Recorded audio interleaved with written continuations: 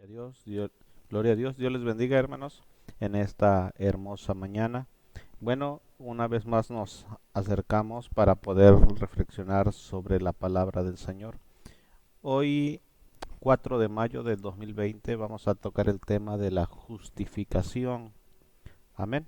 Para esto quiero leer en el libro de San Juan, en el capítulo 3, verso 16, dice: Porque de tal manera amó Dios al mundo, que ha dado a su Hijo unigénito, para que todo aquel que en él cree no se pierda, mas tenga vida eterna.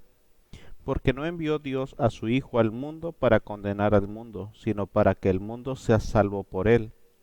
El que cree no es condenado, pero el que no cree ya ha sido condenado, porque no ha creído en el nombre del unigénito Hijo de Dios.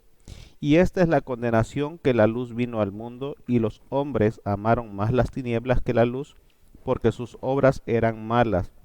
Porque todo aquel que hace lo malo aborrece la luz, y no viene a la luz para que sus obras no sean descubiertas. Bien, hermanos, si bien vemos este pasaje, vemos que el amor de Dios es infinito y que aún nosotros, siendo pecadores, eh, Él nos sigue amando y aún dio su Hijo por nosotros. Bueno, esto es eminente, podemos observar con claridad que el ser humano por naturaleza tiene una tendencia pecaminosa, como lo hemos venido estudiando a través de los días. Y bueno, es una verdad.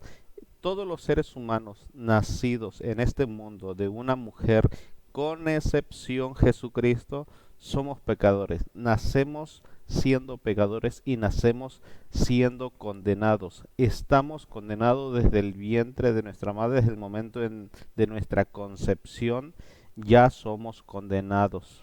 Estamos condenados a una eternidad sin Dios por el pecado original, por el pecado que nos fue imputado cuando Adán y Eva pecaron. Amén. Entonces, es necesario para que la persona sea justificada, vamos a llamarle así, porque es el tema de hoy, ¿verdad? Para que una persona sea justificada, es necesario que reconozca su pecado, como lo habíamos dicho en algunas partes anteriores. Bueno, el libro de Números en el capítulo 14, verso 18 y Deuteronomio 25:1, a su vez Nahum 1:3, nos habla de una peculiaridad, de algo en común, y dice que Dios condenará, Dios no tomará por inocente al culpable. ¿Qué quiere decir esto? Que todos los seres humanos que nacimos pecadores somos culpables de juicio, somos culpables de el pecado, del pecado de amartía, del pecado natural que está en nosotros. Aleluya. Entonces, esto quiere decir, hermano, que el niño, por muy pequeño que sea, ya está condenado. ¿Por qué está condenado? Por el pecado original. No es cierto, no hay ningún respaldo bíblico, no hay ningún pasaje en las Escrituras que hable de que bautizando al niño de pecado se le quita el pecado original. Es mentira. Si eso fuera, al quitarle el pecado original, entonces todos los niños que fueron bautizados de pequeños no pecaran hoy actualmente. Y la verdad es que todos los que fuimos bautizados, entre ellos me cuento yo, porque yo también fui bautizado y posteriormente me drogué, posteriormente anduve haciendo lo malo, entonces no se me quitó ningún pecado original. Es necesario para poder quitar el pecado original, eh, es necesario que intervenga Dios.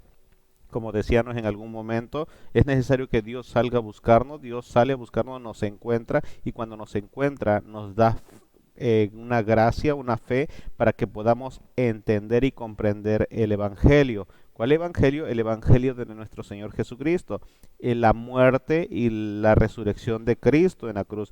Recordemos que Él al morir en la cruz del Calvario, Él pagó el precio de nuestros pecados. Le voy a pedir que me acompañe a Isaías 53, ¿verdad? Isaías capítulo 53 y vamos a ver un pasaje donde nos habla de esto. Despreciado y desechado entre los hombres, varón de dolores, experimentado en quebranto, y como que escondimos de él el rostro, fue menospreciado y no lo estimamos. Observe, está hablando el profeta Isaías unos 400, 500 años antes de que Jesucristo viniera, y él ya está anticipando la venida de Jesucristo, de manera que podamos nosotros entender perfectamente que es un plan divino. Y dice, ciertamente ciertamente llevó nuestras enfermedades y sufrió por nuestros dolores, y nosotros le tuvimos por azotado, por herido de Dios y abatido. Verso 5, mas él herido fue por nuestras rebeliones. Nosotros, estando alejados de Dios, nos rebelamos contra Dios. Molido por nuestros pecados. Es decir, cada una de las cosas que Jesucristo sufrió en carne viva, hermano, fue por nuestros pecados. El castigo de nuestra culpabilidad, ¿verdad? Porque Dios no podía tomar por inocente al culpable, a nosotros que somos culpables. Entonces Él recargó sobre Jesús toda la ira que Dios tiene contra el pecado. Entonces Él fue molido por nuestros pecados, y el castigo de nuestra paz fue sobre Él, y por sus llagas fuimos nosotros curados. Aleluya. Esto quiere decir, hermano, que para poder ser libres de culpa del pecado, libres de la culpa del pecado, tenemos que reconocer el sacrificio de Jesús en la cruz.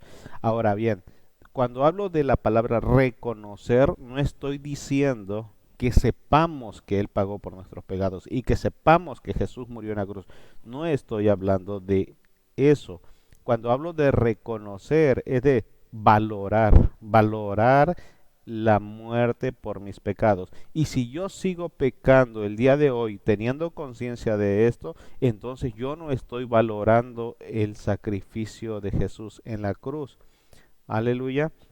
Mira, veamos otro pasaje más en Romanos capítulo 3, verso 22. Dice, la justicia de Dios por medio de la fe en Jesucristo para todos los que creen en Él. Observe que es creer. Creer no es saber nada más. Todo el mundo sabe sobre Jesucristo. Todo el mundo sabe que Jesucristo murió. Todo el mundo sabe que Jesucristo murió por los pecados. Pero nadie se atreve a creer, a poner por obra lo que dice que cree. Dice, porque no hay diferencia, por cuanto todos pecaron y están destituidos de la gloria de Dios. Verso 24 dice, siendo justificados gratuitamente por su gracia mediante la redención que es en Cristo Jesús. La única manera para poder ser justificados gratuitamente es a través de la gracia de Jesucristo. Amén.